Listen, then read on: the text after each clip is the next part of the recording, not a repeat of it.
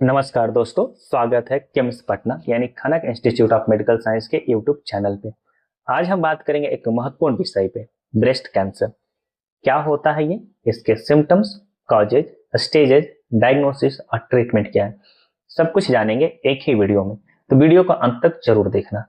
सबसे पहला सवाल, ब्रेस्ट कैंसर क्या होता है?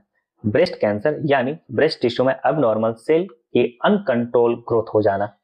ये सेल्स एक ट्यूमर यानी गांठ का रूप ले लेती है और अगर मेलिगेंट हो जाए तो शरीर के दूसरे हिस्सों में फैल सकती है। इसे मेटास्टेसिस कहते हैं।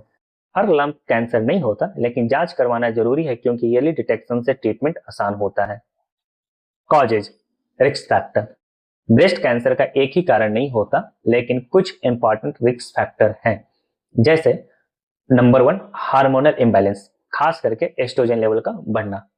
नंबर 2, जेनेटिक फैक्टर, BRCA1 और BRCA2 genes mutation. Number 3, family history, माँ या बहन को कैंसर हुआ हो। नंबर 4, एज फैक्टर, 40 साल के बाद रिस्क बढ़ता है। नंबर 5, ओबेसिटी यानी मोटापा। नंबर 6, स्मोकिंग और अल्कोहल को कंज्यूम करना। नंबर 7, लेट प्रेगनेंसी या ब्रेस्ट फीडिंग ना करवाना या ब्रेस्ट फीडिंग बहुत कम करवाना। And last one is radiation exposure, अगर बॉडी रेडिएशन में एक्सपोज होता है। अब बात करता हूं इसके सिम्टम्स की यानी लक्षण।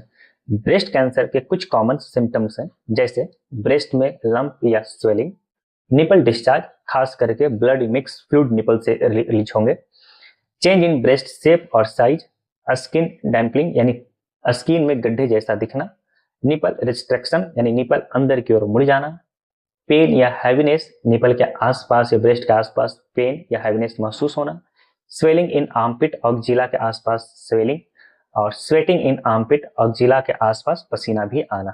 अगर ऐसा कोई भी सिम्टम्स दिखे तो तुरंत डॉक्टर या ऑन्कोलॉजिस्ट से कांटेक्ट करें।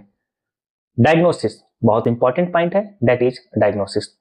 ब्रेस्ट कैंसर की जांच के लिए कई मेथड हैं, जैसे number 1, self breast examination, SBE। हर महिला को महीने में एक बार आईने के सामने खुद जांच करनी चाहिए। Number 2, clinical breast examination, doctor द्वारा physical examination. Number 3, mammography, X-ray technique, जिससे ईयरली स्टेज ट्यूमर डिटेक्ट किया जा सकता है। नंबर 4, अल्ट्रासाउंड, सॉलिड या सिस्टिक लिम्फ को डिफरेंशिएट करता है। नंबर 5, बायोप्सी, टिश्यू सैंपल निकालकर माइक्रोस्कोपिक एग्जामिनेशन किया जाता है, जिससे कंफर्म होता है कि ट्यूमर शुरुआत में है या मेलिगेंट है। Stages of breast cancer.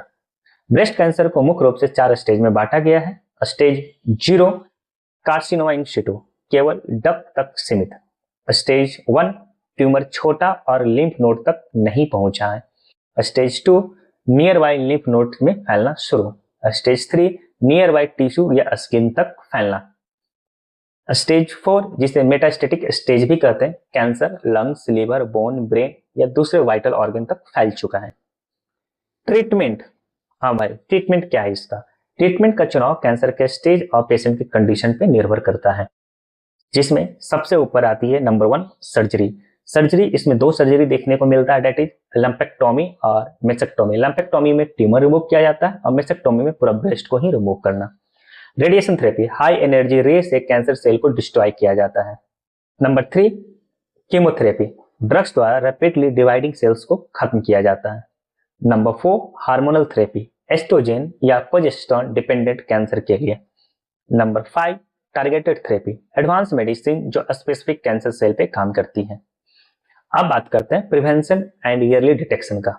30 साल की उम्र के बाद हर महिला को साल में एक बार मोनोग्राफी करवानी चाहिए। हर महीने सेल्फ एग्जामिन करें, हेल्दी डाइट, रेगुलर एक्सरसाइज और अल्कोहल या स्मोकिंग से दूरी रखें खुद को। स्ट्रेस मैनेजमेंट पे ध्यान दें, जैसे योगा। फैमिली हिस्ट्री हो तो रेगुलर स्क्रीनिंग जरूर करवाएं। तो दोस्तों, ब्रेस्ट कैंसर से डरने का नहीं, समझने की यह बीमारी है। अगर इसे शुरुआती स्टेज में पकड़ लिया जाए तो 90% से अधिक केसेस पूरी तरह ठीक हो सकती हैं।